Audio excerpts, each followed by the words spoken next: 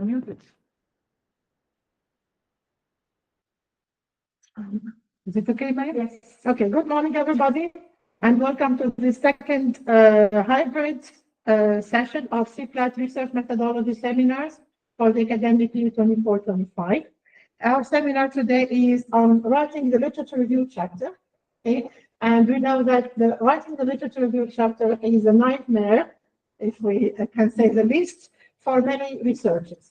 Now, Dr. Kalsoum Qassab today will be practicing with us and will be giving us some tips and some maybe theoretical background on how to write the literature review, which is very useful for any researcher, whether they are novice researchers or expert researchers. Writing the literature review is always a challenge, a real challenge for any researcher. Dr. Kalsoum Qassab is an assistant professor at the Faculty of Arts and Humanities of SUS.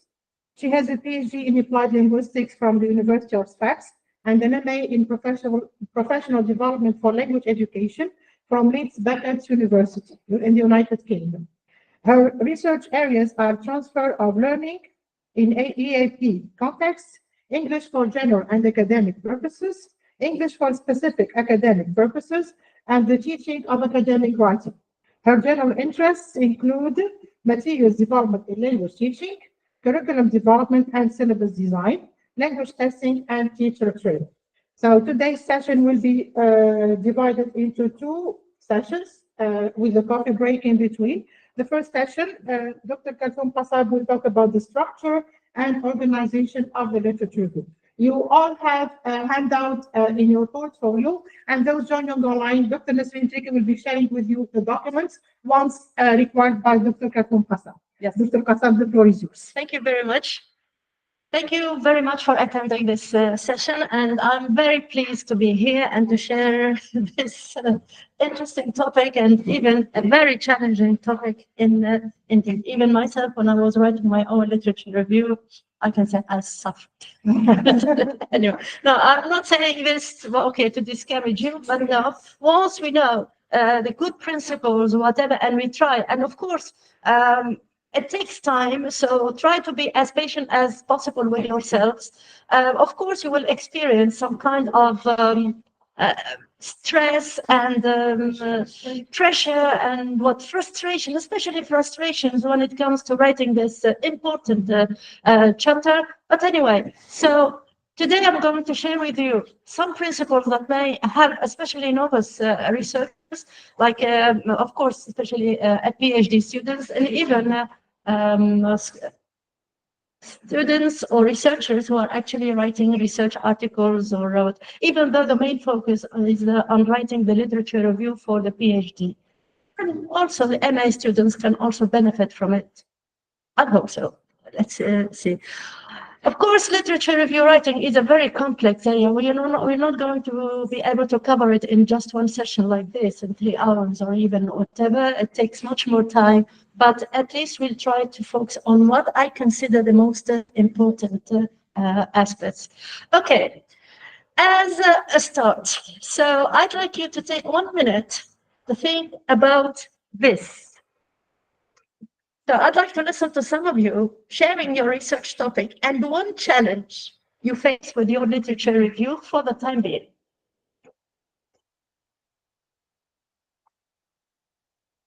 There are those who do not have any research topic. It's time for them to start thinking of that. It's a brainstorming stage for them. It's okay. So for those who are already involved in writing the literature review, at least. So just 1 or 2 comments. Your topic and just one challenge. Of course, we can think of so many challenges, but one, I'd like to hear one challenge. Yes? Hello, Mrs. How are you, everybody? Okay, I'm I'm finalizing my PhD right now, and I had to rewrite the literature review. So the challenge is simply the fact that I don't know whether it has to be chronologically written or thematically written. Very So good. In yeah, fact, this is yeah. yeah, this is one of the challenges. Which one is better? By the way, for the topic that I'm working on the metaphor of hell on earth in Dan Brown's novels, and honestly, writing the literature review feels like hell already. So yeah, Thank you very much. Thank you very welcome. much. Thank you. Very interesting. And in fact, it's an issue that we'll try to, yeah, it is included in this workshop. Yeah, any more ideas from this audience, please? And even from our online guests, you're welcome to interfere anytime you want. Yes. Yes, you want to say. Let me introduce myself. I'm a PhD student for the third year, but I started with the core chapters. I'm doing the thing in reverse. Okay. And my study holds on how easily visitors receive national identity. Okay. So that has to do with music culture Okay. and the anthropology fields. So my main challenge in this chapter is how to display a critical criticism on previous studies. I'm telling myself these are scholars who wrote thousands of articles and published hundreds of thousands of articles. How will I be able to have this critical? Thank you very much for this as well. It is a very important part of this workshop as well, especially the second part of this workshop. Yes, I thought that there is one online participant who wants to say something. Yes, yes. Good morning, everyone. Yes. I Morning. am a second year PhD student. Actually, I am writing the literature review, and as the lady who was talking said, so when writing about all those what all those scholars said about I'm working on metacognition in L2 writing, and I don't know where exactly shall I stand from their ideas and perspectives. Shall I give my opinion, be there, have a voice in the literature review, or keep it to the discussion session? Or so I don't know where to place myself among all these ideas, because I feel I can have a voice, or I can take distance from what from their conceptualizations. But then I feel like I don't have the self-confidence to stand there and say, hey, I think this is a unresolved issue. There is some ambiguity. Okay, so I'm lost. Yes. Okay. Thank you very much. This is, in fact, yes, another very important point that we'll try to cover during this workshop as well. So we take the last comment from you, please, and we move to, yes. I'm working on structuring modernity and agriculture in favorite articles. My challenge is that the literature review, there is no recent literature review. It's outdated and that's the problem. So this is another big problem. So I think it has to do with another issue related to literature review, which is locating sources. Unfortunately, because of time pressure, and we cannot cover this. Maybe in another session or whatever, we can do that. So yeah, these comments are very, very important indeed, and they touch, in fact, the main topic or main issues that we're going to cover. We try to cover in this workshop. Okay.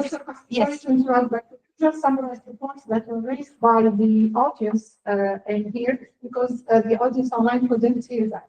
Just the main Oh, points that yeah, were sorry mentioned. for that. Yes. Yes, okay. So some of the comments given by some of you, yes, relate especially to how how to organize, that is the structure of the literature review, how to structure and how to organize, whether it is chronologically or something else. Yes, this is in fact the most important, the main part of the first part of this workshop that we're going to cover. And the second very important issue that is also mentioned, raised by you, relates to whether what kind of writing should I do? how can I be critical, or what is there something that's we mentioned very important points like voice, like where am I? These are in fact the heart of the issue. Yes, and that will be covered in the second part of the workshop after the coffee break. Okay, so now very quickly again, we're not going to spend a lot of time on this next. Sorry, before you look at it, very quickly, can you tell me why? Why do you have to write this literature review? What is the purpose of this literature review? And what makes it so important as a very important part of your research? Yes, please. I think by writing the literature review, you have to highlight the research gap that your research is going to film or workshop in this. So you highlight what has already been said and done, and then you highlight something that you notice that can be added to the purpose of your research. Yeah, what you said is okay, but it's not exactly the question I asked. It's that what is the purpose of writing? Why do we have to write it? Why is it such an important part of our research? We'll come to what you have said later on. Yeah, I guess the literature review part is meant to for the researcher to locate himself or herself within the existing body of research first, and then Yes. to have a theoretical framework for the study, and of course, after the results, to draw or to find if there are any gaps with what is existing in the literature. Okay, yes, especially I like especially the first part of your answer. And what you also said later, it makes sense, but it will come in another part. Yes, thank you. Welcome. It gives you an idea about how knowledgeable you feel, how much you read about it, and where you get yourself at this in the midst of these reviews and articles. Thank you. Yes, yes. You see here, there's more or less the same ideas you mentioned. So the purpose of the literature review. Okay, this is the overview that we did that. Yeah, and okay. So as you said, you mentioned to demonstrate that you are presenting an original work, not simply replicating a research project conducted by others.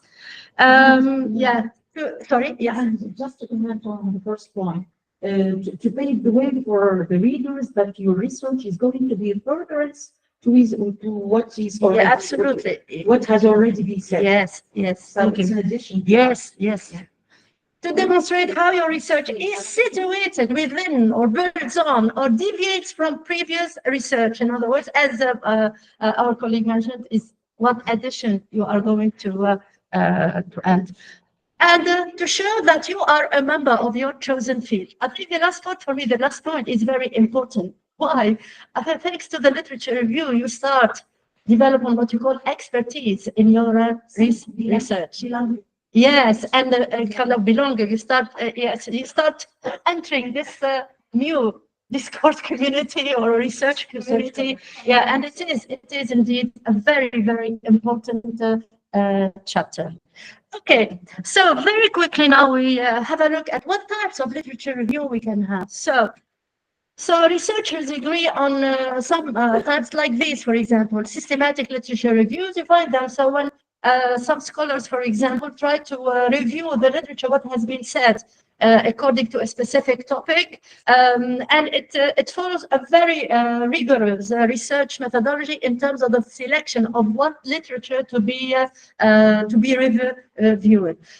Meta-analysis as well. So again, here, a review of this kind of what has been already done, but it is subject to very strict statistical analysis order. I know some of these, for example, were conducted by John Truscott on error correction. He conducted, for example, meta-analysis to demonstrate or to prove whether error correction works or not. For systemic literature review, I can cite James, for example, for his review of the literature conducted on transfer of learning. It's part of my research.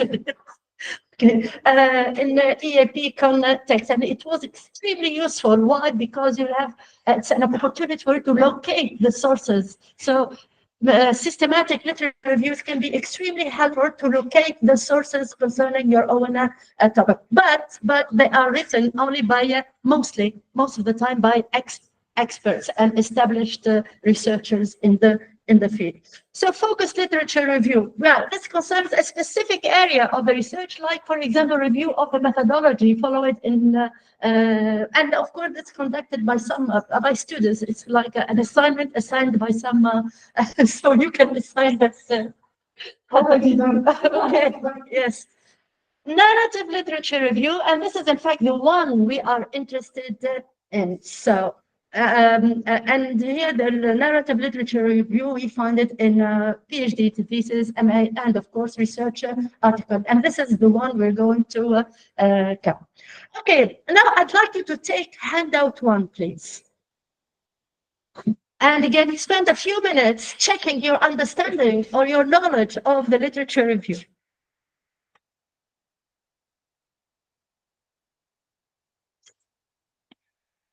So here we start our, this is the beginning of our very first part with the structure and organization of a literature review. But before we deal with that, so let's check your understanding of, again, here, many of the points you have mentioned earlier, what you should include in, or what you should deal with. So take 1 minute to look at these statements. And say to what extent you agree with these, and then share your ideas with your partner next to you. So our online participants, very good. Yes. Exactly, excellent.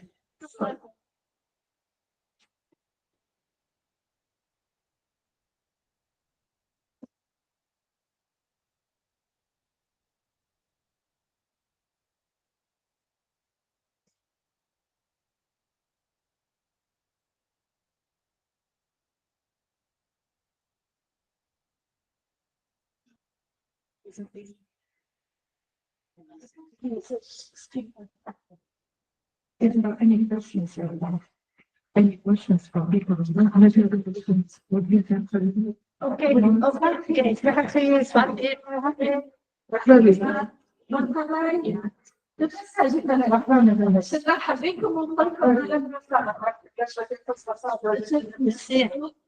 Merci, merci beaucoup. شكرا على هذه الدعوة. Avec plaisir.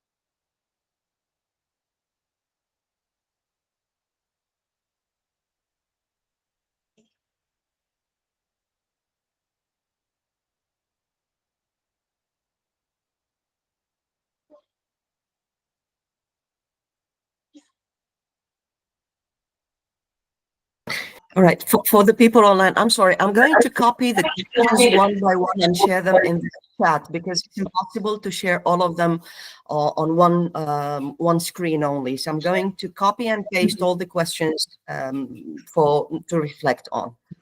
Okay.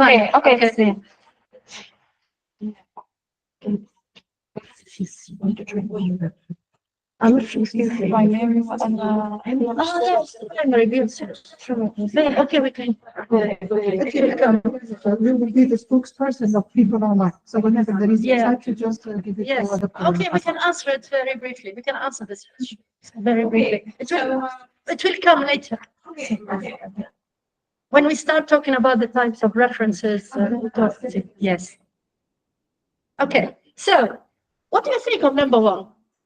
Do you think that the process of preparing the literature review is a linear process? You read,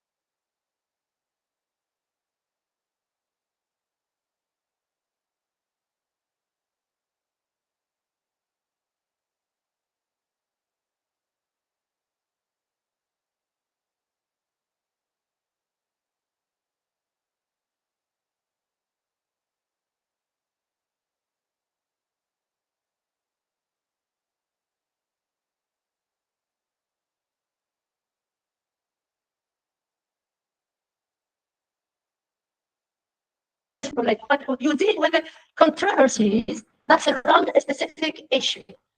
And so for example, of course, yeah, I think it can be very, very helpful. Yes. Absolutely, and the fact that it is, if the topic you are dealing with is rather controversial, I think it is very important to demonstrate your awareness of this controversy, yeah, and to highlight it in. Unless the gap was addressed, I mean, unless the gap has been addressed so far, you can then start to discuss what controversies and focus on. Yeah, but of course, we need to make the difference between a controversial topic and things that we don't find a lot of controversies around it. So, and of course, when we do research, we very often we touch these things where there is a lot of disagreement or whatever, or so that we try to fill in a gap, but the gaps can never be completely filled.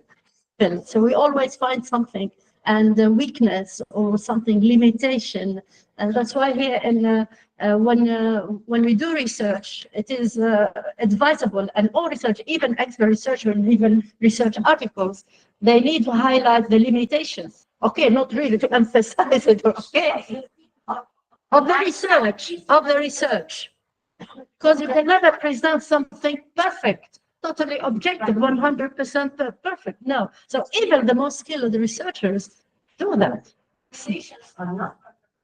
No, I'm not talking about limitations. Yeah. No, here we are talking about, there is for example, I can give you a concrete example from my own experience. For example, I had to investigate a very controversial issue in education, which is transfer of learning from one context to another context.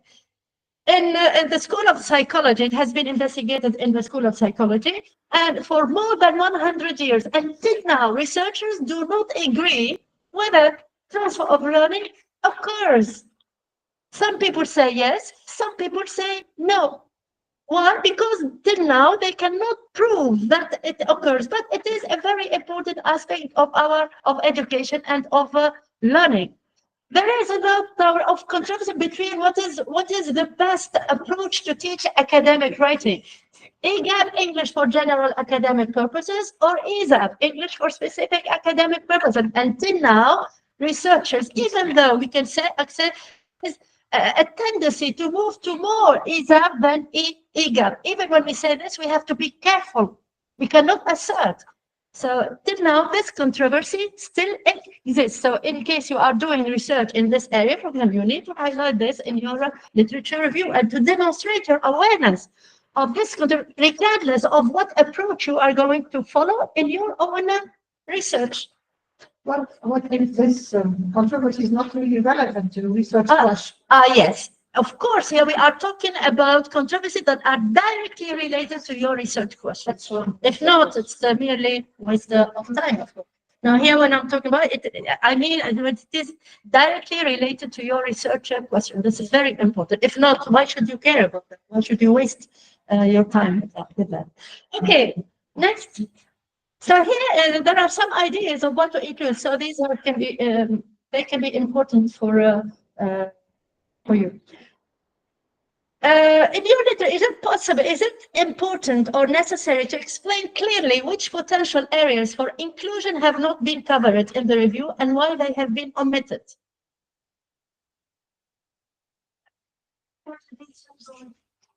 Do you have to justify? Sorry? I don't think you have to mention every detail. You have to. Of course, you're going to review so many studies, but you're going to exclude, you will make decision of what studies or research to include and what other studies you decide to exclude. At least briefly, well, because get ready, because in your defense, and this is, I did it with one of my with the students. I asked her, why didn't you talk about that during her defense? Why didn't you include these articles? Why didn't you? So you should, at least to demonstrate your awareness and to show that you have valid answers to provide, especially if this research is quite recent. Okay. What about the length now? Sorry, 4. About the recent publications, should it cover only recent publications? First,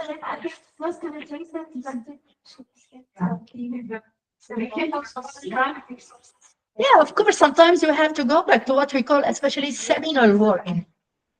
Seminal, conceptual, especially those people who came up with these strong, very strong theories. But so we have to go, even if these theories emerged 100 years, 100 years ago. Yes, so we need to be careful. But of course, you need to try to make your review as up to date to demonstrate your awareness of the most recent research, so that you understand better what gap you are going to try to fill in, or and to make what kind of contribution you can make. So this is important. So it will depend on your topic. Yes.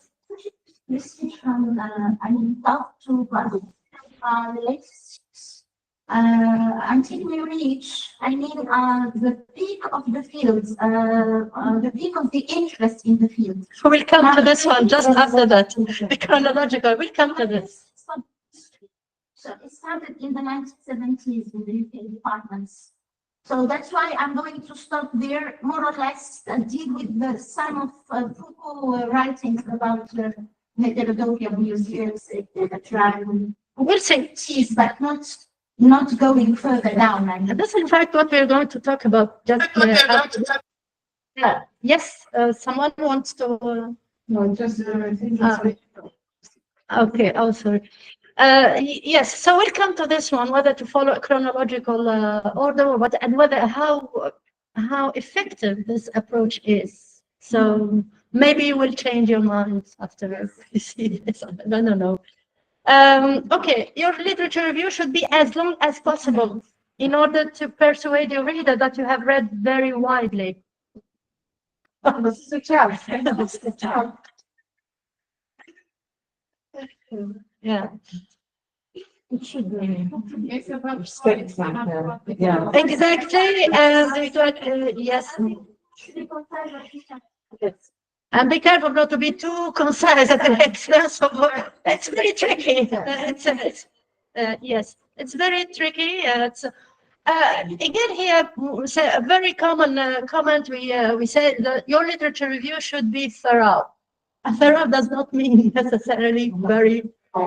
No, it should cover the most important, comprehensive, and so how you decided that as long as you progress with your research, things will become clearer for you. So, but I think that the major challenge here, this specific question, is that once you read so many things, you are frustrated not to touch all of it. yes. So Absolutely. We all yes. So. And respect, sometimes you like something you say you want to include it, you force it. So be careful when you reach that stage. Be careful, stop and think. Yes, because it can affect the quality. Or so again, here think of the quality. Yes, more than the quantity. Length does not necessarily mean a good thing. And sir, Yes. they're conventional, if you like, size. So it shouldn't be too long and too short. Do you mean that there should be exact number of pages? Not exact number, but like not too long. For example, not 200 pages, or have you understood? Just yes, we have an expert and she can understand. it's not about the number of pages, but the balance within yes, together. Exactly. Yeah. It can be 100 pages. It's okay. Your empirical part is, for example, 200 pages. But the literature review should not be longer or equal to the empirical part. The part that you get to have your case study. Yes. All right, I think we have some questions online, if you don't mind, or some comments. Yes, sure. They're Please, welcome. Mariam, go ahead. Mariam, please. Yeah, listen, just a second. Hello? Because it's talking. Yeah. Oh, okay. Sorry. It's okay. All right. Mariam, can you hold on a second? Some people are talking in the room. Okay. Yes. Yes, carry on. Great. So, Besides, they have, for example, the literature review, your literature review has to include about 50 articles or 25 articles. Sometimes they give even a number, so I want to answer. Not necessarily you are the person who can decide on. Again, here we could go back to this question of how thorough your literature, and you decide. It's not okay. I need to use 50 articles, but what if we can't find 50 articles? What if you find more? And anyway, so I think it's you are the decision maker. So go ahead. Okay. Some questions? Yes. Go yes. ahead, please. See? Maram, you wanted to ask, oh, she asked it in the chat. Okay, how many pages I are we want supposed to write? Or maybe Maram, if you want to elaborate on your question, please go ahead. Yeah, So, thank you very much. Yes, this will really the answer of Professor Pila. Again, here, it shouldn't be longer than the empirical work. So here we are in the same place. We cannot really decide exactly how many pages you should write. Yusra Wartani, you have a question, if I'm not wrong? Yes, I do have a question, Madam Murtatani. So, Maram. concerning the literature, thank you. Concerning the literature review, I'm having a challenge, not regarding the number of pages, because it's obviously it's very hard to tell how many pages do we have to write. But the more I read, sometimes the more difficult the gap becomes to, like, the more difficult the gap, it doesn't appear clearly sometimes. Is it okay? Is it something normal? Is it something expected? And how can I deal with it? So it has to do with the gaps you said. Yes, Yeah, and I exactly. think that's to the next question or point. Your literature review should help reveal gaps in the existing body of research. So, and in fact, your question takes us to this one. Yes, it's a very important question. The more you read, the better you can identify. Of course, here I think if you want to do an original research, I think it is important to aim in your research to fill in a gap, because especially at the PhD level, you are expected to present something original. What do you mean by originality? It is something that has not been done before. And of course, here the gap should be there. And in your literature, yes, and in your evaluation of your literature, you should be able to identify these gaps.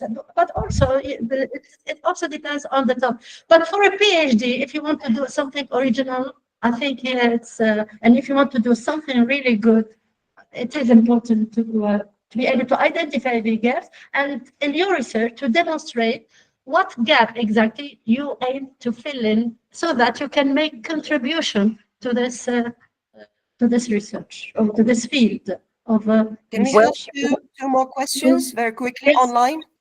Yes. Okay, Habiba Sweeney, and then Fatan Alwi. Okay. Good morning, everyone. Thank you for this event. Thank you very much. So my question is, when providing a rationale for the choice of including certain articles and excluding other articles, should we provide a detailed explanation of our rationale behind the choice or the selection of the articles? No, I don't think so. I think it would be no. Yeah, thank you for this question. No, I don't think you have to go into much detail in this. Just explain as briefly as possible. Maybe you can do that in 2 or 3 sentences. That's all. Perhaps it depends. So going into much detail in that, it will be, I think, a waste of time. We need to go. Thank you. Yes. Thank you very much. Sorry. Okay. Yes. Other questions, please, from our online. Yes. Good morning, everybody. Thank you for Sativan. So actually for now, I am amending my literature review and I'm having a biggest problem. My supervisor kept telling me that I have to use actually the most recent articles in the field for now. But when I'm revising the key concepts of my work, I'm finding that even the scholars are using actually the primary sources. So my question here is whether to use the primary source or the recent articles, what we should use, especially when we are facing the definitions of the key concepts. Thank you. Yeah, I think this is important, okay, especially because, especially in the social science and a field like the linguistics or applied linguistics, we need to demonstrate our knowledge of or awareness of the most recent research. So, and to identify, so, because the most recent research will help you identify the gaps, and of course, it will help you even get focused on one specific extremely original, something that has not been done before. So relying on primary sources also is important. So you need to go to the original article much better, especially if an article is directly related to your topic. So you need, because when you review, sometimes you need to review also the methodologies. Because maybe the gap, maybe the limitation of the research, you find it in the methodology. And so that while dealing with the same topic, for example, you will approach it from a different methodological aspect. So I think this is important, yes, to demonstrate your awareness of the most recent publications, yes. Because especially this kind of research is really innovative, and it changes every day, every month, or every year we have something new. Yes. Okay. Thank you so much, Kathum. One last question in the chat, and I'm going to read it. So it's a question by Fatan Al-Haj. She says, if we are conducting a research on a new area of research, like artificial intelligence and the teaching of writing, and there is not too much literature on the topic, what is the possible solution? And this actually matches Awatab's question. What if we are working on a newly dealt with topic and there isn't much literature on that? What shall we do?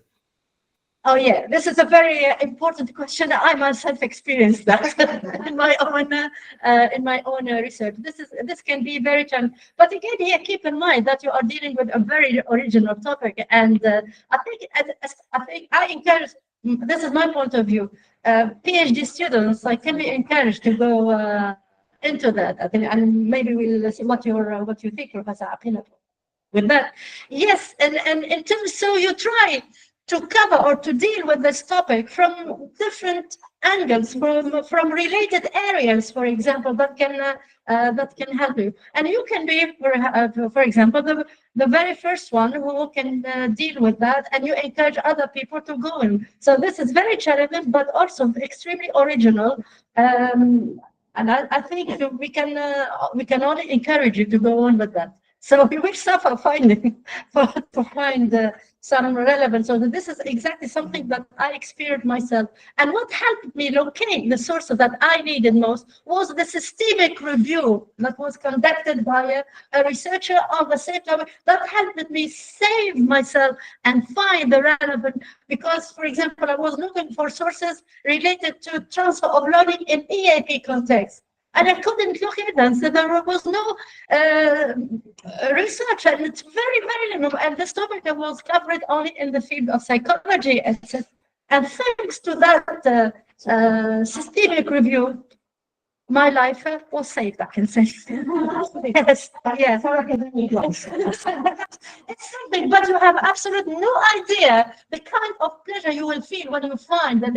I think, yeah, I strongly encourage you to go with that. It's very original. You will end up doing something very original, not only for a PhD, but also for the research as a whole. And I think this is, for me, the most important type of research. So be patient and go on, try to find, don't lose hope. Maybe you'll find it. So again, here we need to move a little bit faster. Okay, so we agreed on the gaps, how important they are. Now, 7, your literature, you should critically evaluate each piece of work you discuss. So the problem with each and not with the evaluate. Yes, we go on. An overall chronological ordering of the literature is a good approach.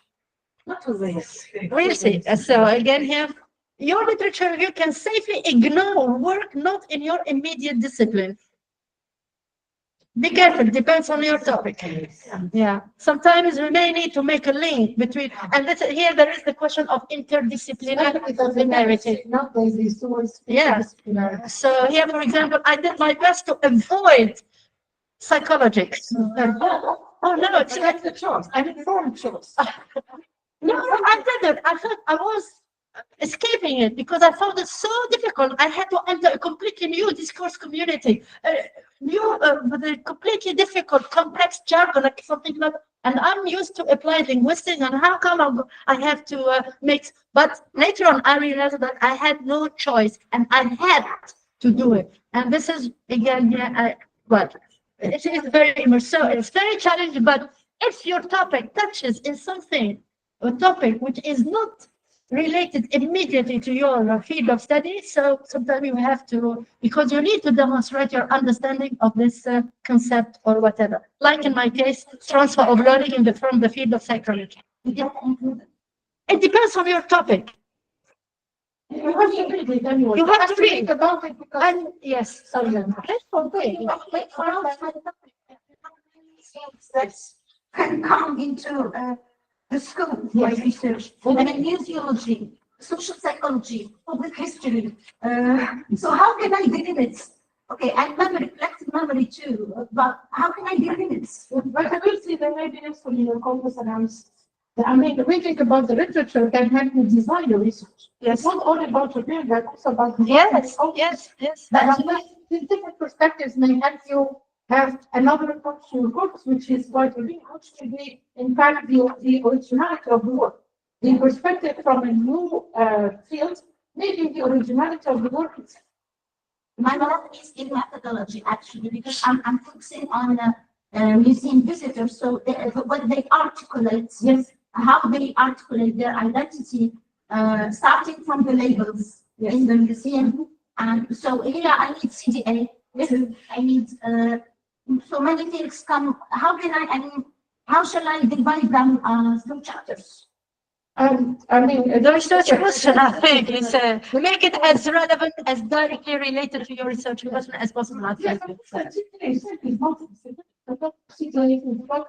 Upon all these areas. So you approach it and it's more inclusive, it's already to human. So which ones? I mean, if you find, for example, different perspectives, of course, after all, you can be selective and then not apply all of them, otherwise will be lost. So it's a your decision to the best you'll be had by your supervisor. It's deciding on which are more relevant. Priorities. Okay. So I think for the last point, number 10, we agree on that. It's yes. Okay. So we move 1 second.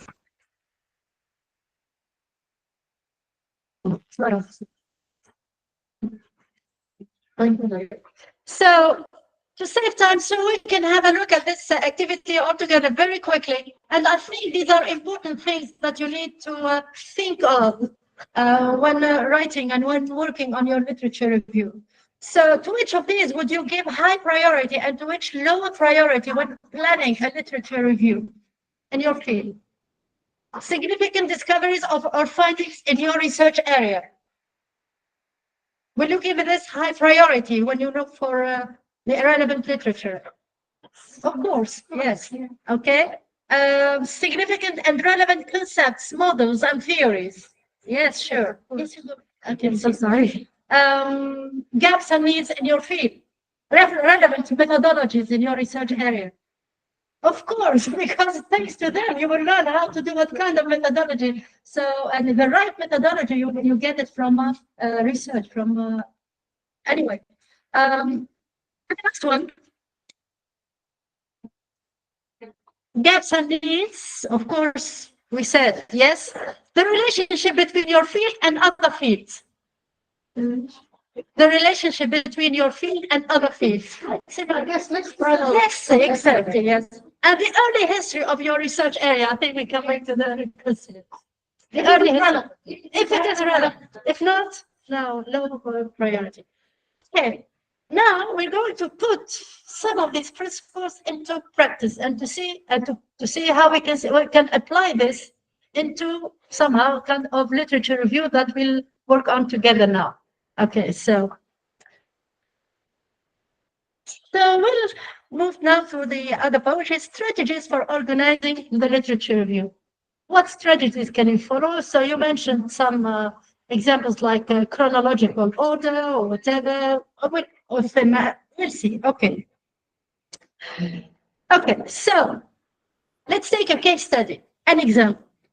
Suppose that you are exploring or researching the concept of discourse community. Okay, and you found these sources. These are 27 studies that dealt with the concept of discourse. So again, here, suppose that you are researching the concept of discourse community in your research. And you found these studies. Have a look at these studies. How are they organized? Chronologically. Okay, so again here, and so we haven't, it doesn't mean that it should be followed. We'll see. But I'd like to show you that you can look at these studies from other perspectives. Like this, for example. So you can look at their chronology in terms of publication date, the way these studies are organized. So you see here they are organized by date, 1980, then 19, etc. You can also categorize them in relation to the country of origin of the work. Studies that have been conducted in the United States, for example, in Europe, in whatever, it will depend. So here we are working on these sources that we have. You can also categorize them in relation to the discipline the writer represented. For example, and this applies to me a lot, for example, rhetoric and composition. I do a lot of research on academic writing, on teaching writing, and I have to read research that has been published in the field of rhetoric and composition. Applied linguistics, technical communication, for example, etc. So you can also categorize these studies in relation to the writer's attitude or perspective toward, for example, this discourse communities, whether these authors or researchers have a positive or negative perspective, perhaps neutral, or the type of publication, book, or a shorter piece or article, in other words, genre, whether it is a research article, book, or whatever. Okay. Now I'd like you to look at handout 2. Handout 2.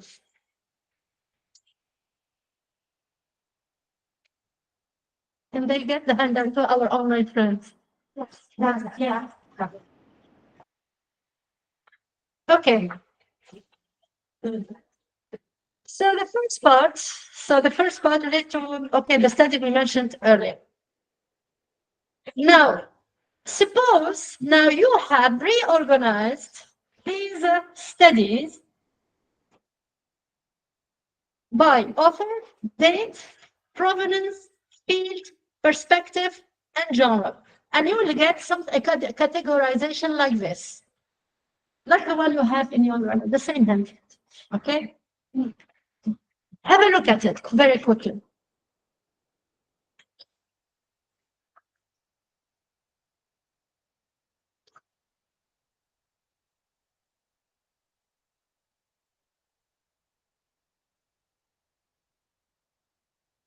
Okay.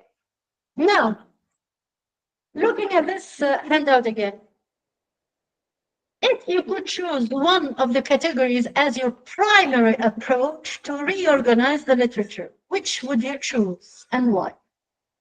Chronological, the perspective, or what?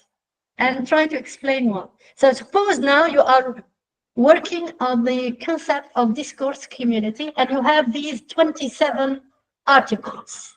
And these articles are categorized according to your publication Okay, provenance, US, etc., field, perspective, and genre. So, which one seems most plausible to you? Yes. Now we have the research topic course discourse community. So here we have an example. We are working on a specific example. Why? It depends. While you read the article of the course, automatically will find the thing and you don't rush for order. So it's like from the theme itself, we will know the date and the provenance, the genre and everything. So I guess it's about. Yes.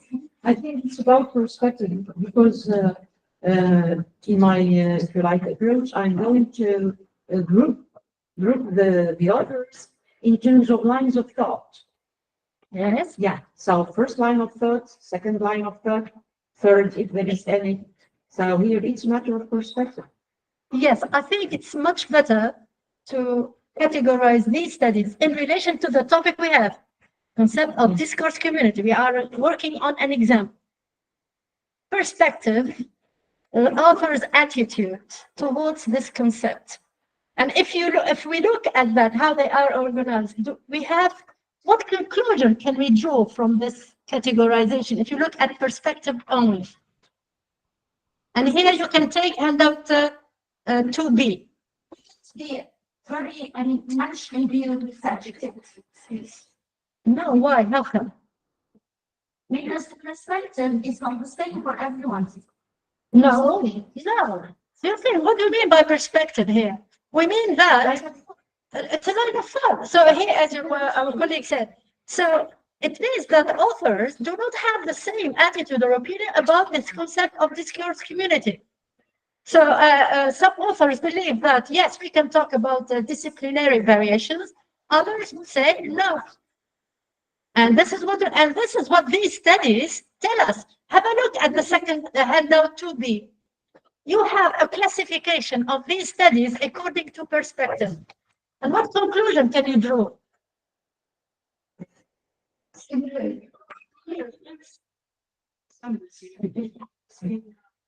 If you recognize the question,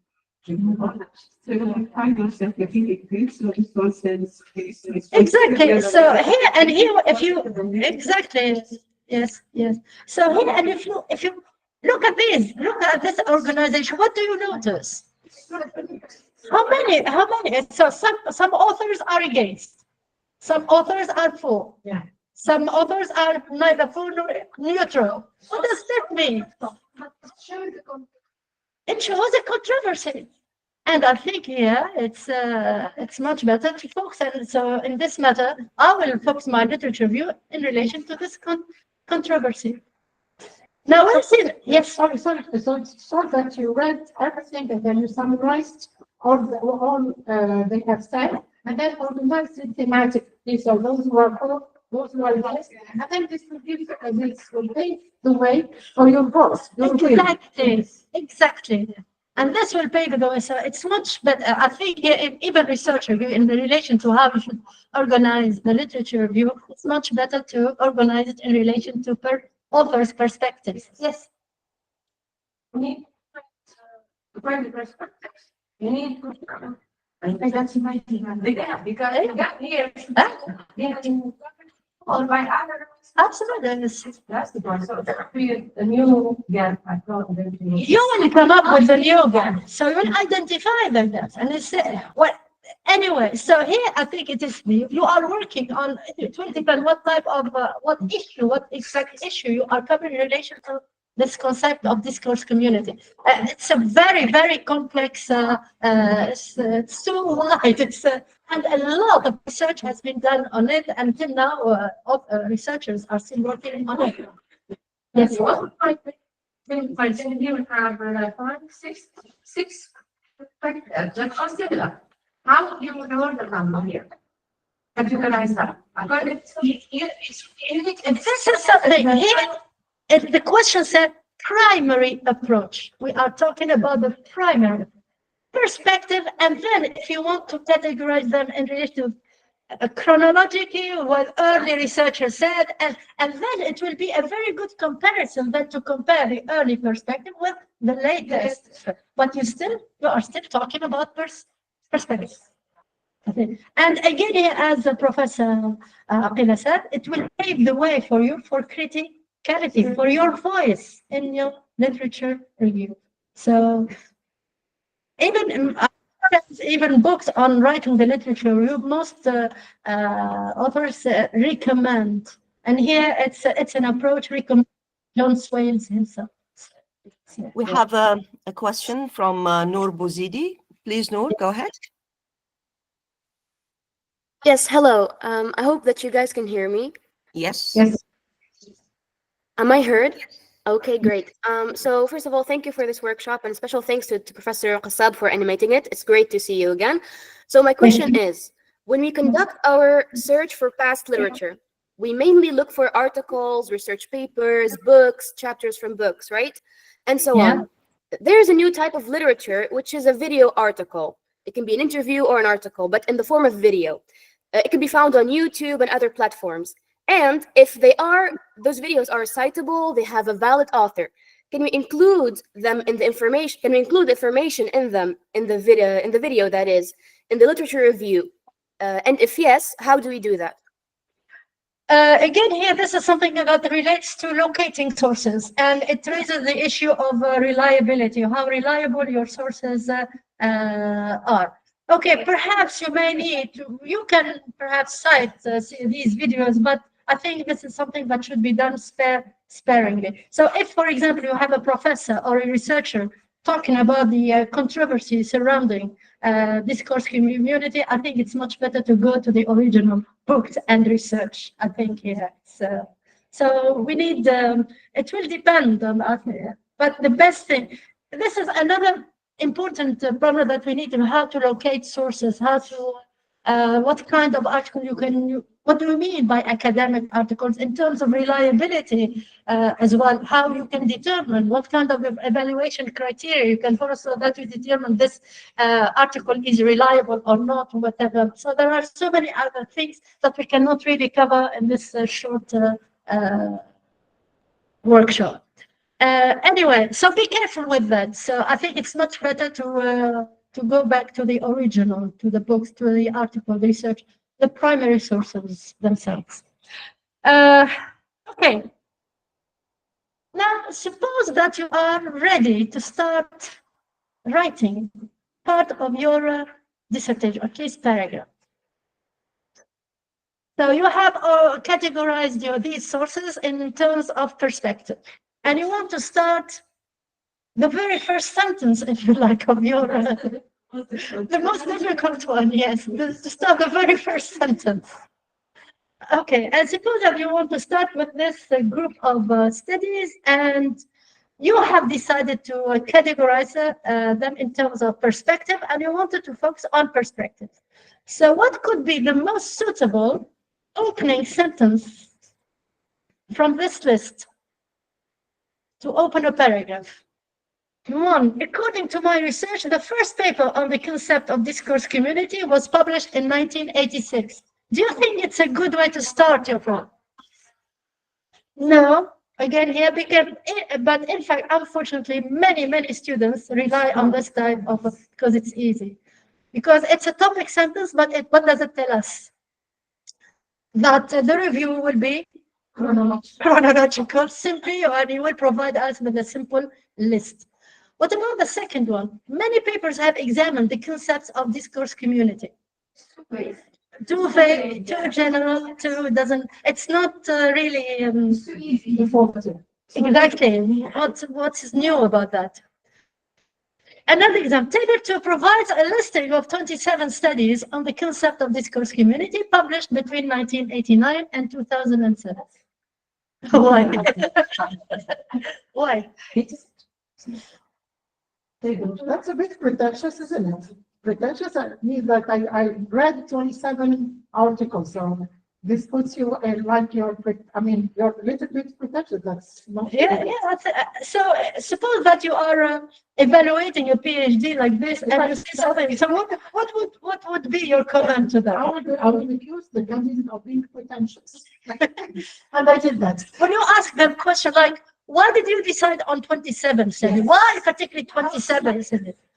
On which criteria you have selected these 27 students? So I think from and then published between 1989 chronological, but again him it's a bit problematic. Next, the United States has been a leading source of research on the concept of discourse community. It's something that you can see really when you're categorized. Yeah. Yeah, maybe we'll provide a kind of comparison between research conducted in the United States and elsewhere. But still, Although this is a little bit on the slippery, subjective and this regional classification, because sometimes there could be a whole bulk of research in Eastern Asia on which you are not aware. yes, And if you put this, and then the evaluator will tell you, are you aware of these studies? And even published in another language. So concentrating your effort on one region, this is not really good. yeah, that's it. And I think it's the best. Okay. And then I think we started becoming a little bit better. Perspectives on the concept of discourse community vary depending on the field of study. That's much, yes. Much better. Yeah. And I think the last one is the best. There seems to be little consensus as to whether the concept of discourse community is a useful one. So there is a kind of what we call problematization. And there is, so at least here the student, whoever this example demos, and a kind of author's perspective, position. And exactly. And this prepares the reader for what is coming. Exactly, I think, yes. So here how we can move. So the first examples, we can find them they are very common in students writing because they tend to be easy. So there are many, etc. Okay. Now, structure. How should you structure your literature review? Again, here it's like any other text, regardless of how long it is. It should contain an introduction, body, and conclusion. So according to some researchers in relation to writing the literature review, they say that perhaps the introduction is the most challenging, one of the challenging parts, even though it can be just a small paragraph. Okay, so they suggest a way like this. You start by general description of your topic, highlight its importance, clarify the scope and overall organization of the review. We're going to see an example of this. Okay, the body, of course, this is the whole text. What about the conclusion? I remember reading a PhD thesis, a literature review of PhD thesis without a conclusion at all. Too bad. I was questioning this. So I think it is very important to devote a conclusion and, okay, summarize very briefly the main points, and especially it's where you can highlight, you position yourself in relation to your research, and you identify the gaps that you aim to fill in. So this is a very important part. Try not to neglect it. Very important. Now let's have a look at an example of an introduction. It's taken from a research article. The topic is on just an example, this one, the concept of information overload. And this introduction is composed of just 3 sentences.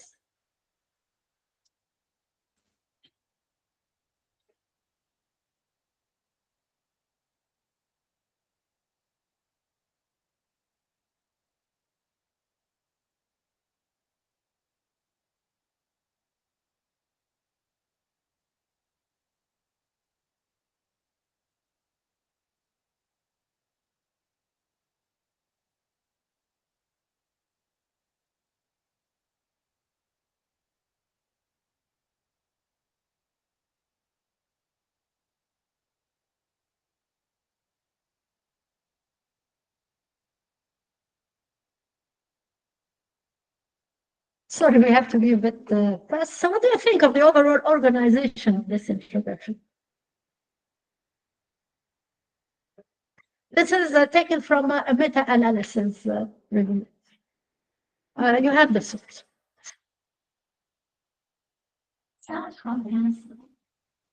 It moves, how is it organized? It moves from the very general to the more specific. Okay.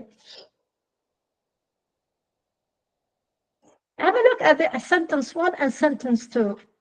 What relationship do you see in between these two sentences? Yes, what is the relationship? There is a kind of contrast. How is this contrast expressed?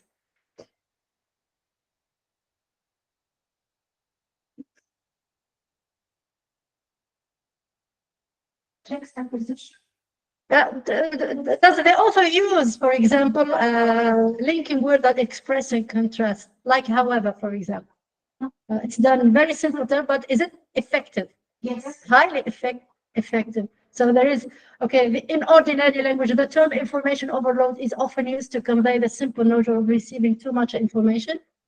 Then we have a summary within the research community. This everyday use, a reminder of the previous sentence of the term, has led to various constructs, synonyms, and related terms. So it's a very skillful way and very stylistic device, very effective. So here, when you write again here, you need to pay attention to the style. And we are not talking about, of course, we take for granted that your sentences should be correct. But here, how effective, how attractive, how the kind of impact you can put on the readers to encourage them, to attract their attention. This is very yes. I mean, you could see that it's more elegant because the correction is made through semantic progression. Exactly. These constructs are it's not established through linkers, but rather through theme and dream. You start the concept and then you take it in the next sentence. So while writing, we need to move from one sentence to another one smoothly. Yes, this is about semantic progression. Exactly, and they are closely linked. We see that there is a close link between these. Although no linker is used. Yeah, that's the beauty of this one. That's the beauty of it. It doesn't mean that you have to use all the time these connectors, or even though we'll talk about them later. Okay, so the first one, very quickly here, the overuse is often used. Why do you think he or they chose, or he, we don't know, he or she, often used? What does often? In ordinary language, the term information overload is often used to convey the simple notion of receiving too much. To be confidentiality no, because it's to hedge, and to avoid saying how many people and who said that, because it's ordinary language. But when the author moved to research whatever, so you see, they started providing, like examples of these authors. So again here, so this is an example of, again here, yes, the very first paragraph of your literature review can be quite challenging, but this is a way. I think here the research articles can help you. So when I read research articles, I do pay attention on how the literature review is organized and how the author starts. I do pay attention. I also pay attention to the language they use, and it helps me a lot. And the use of those adjectives. Absolutely. Like quite often, yes. You to sound not very categorical. I mean, you are not categorical on the issue. We'll come to this in the second part. So we'll talk about yes, voice. Okay, now we reach the last activity for this part, and here you take the handout. Well, it's a handout. Yes. So instead of asking you experimenting with writing extra excerpts of the literature review, now here, okay, I provided you with sample paragraphs, but here be careful, you have the first draft, second draft, and third draft. on the concept of discourse community, we go back to our case study, to our example. Okay.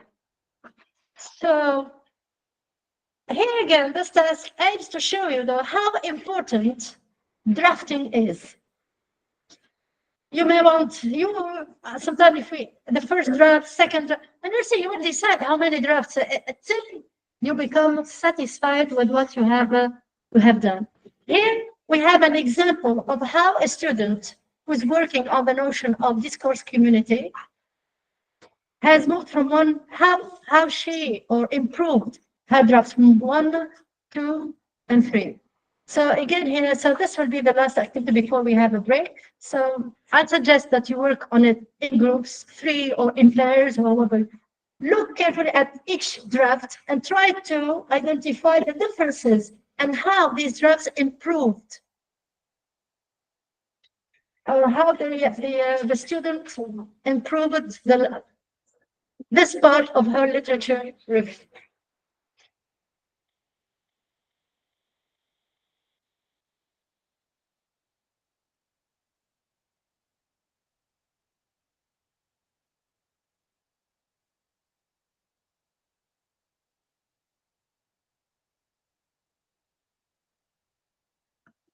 So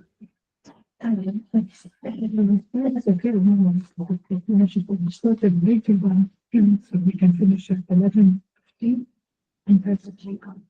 It's okay. I think 11.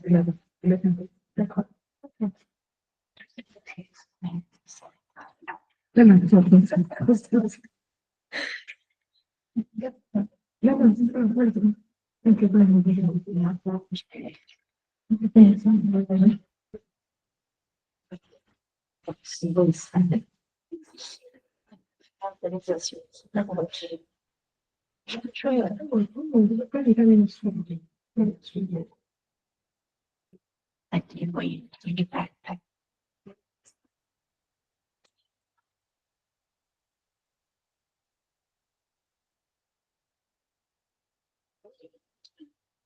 Which I'm learning for them.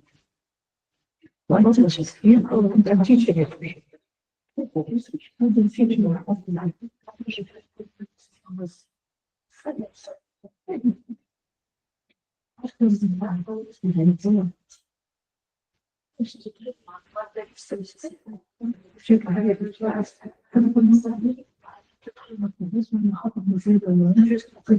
Take a look at summarizing. It's not just reason.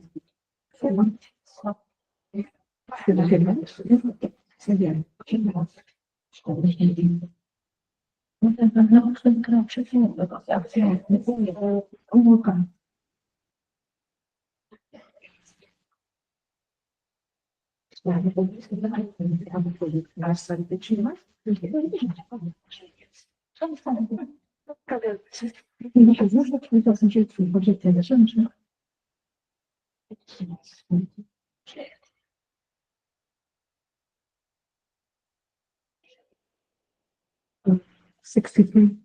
No. So we're like 47. Then 53 or 60.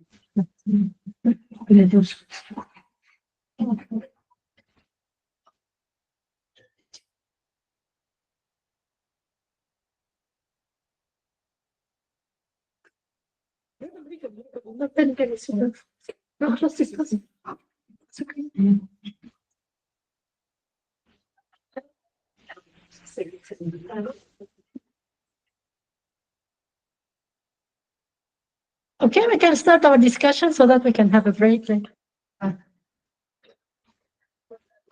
By now we should feel tired, I think. Yes, so do you notice any progress from first draft to the third? If you don't mind, we already have one hand raised online. Yes, Farah? yes. Good morning. Morning. Good morning. Thank you. Well, I think that the first draft is a little bit detailed, and the second draft is more reorganized. But the third one is on 3 sections. It includes introduction, the body, the conclusion. It is well detailed, analytical, precise, descriptive. That's what I think. Yes. Thank you. Yeah. So do you agree that the third one is the best? Yes. In terms of what? Structure, category, and especially in terms of criticality. So, for example, just very few comments on the first one. It's a mere listing of the studies without even any kind of explanation or whatever. The second draft's much shorter, but it's not also effective. What do you think of the language sometimes the students use?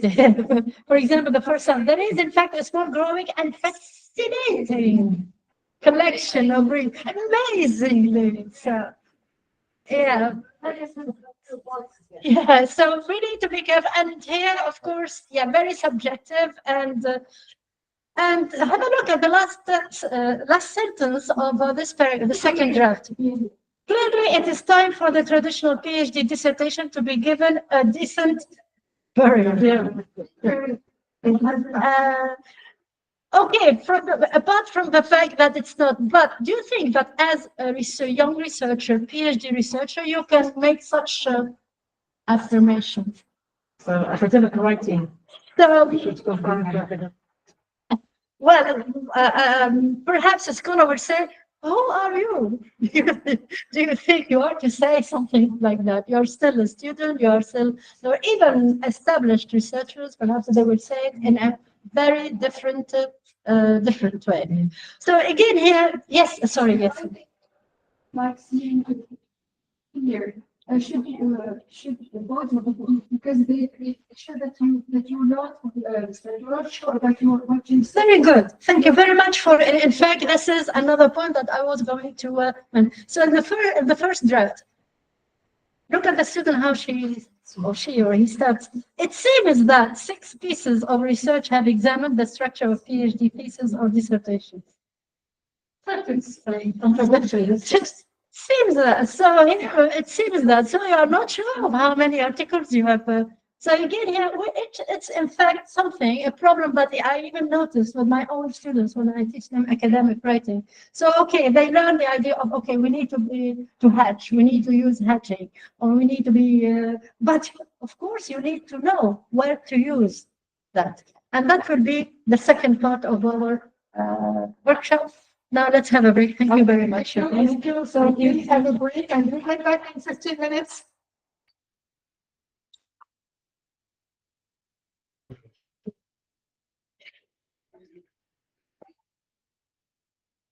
Okay,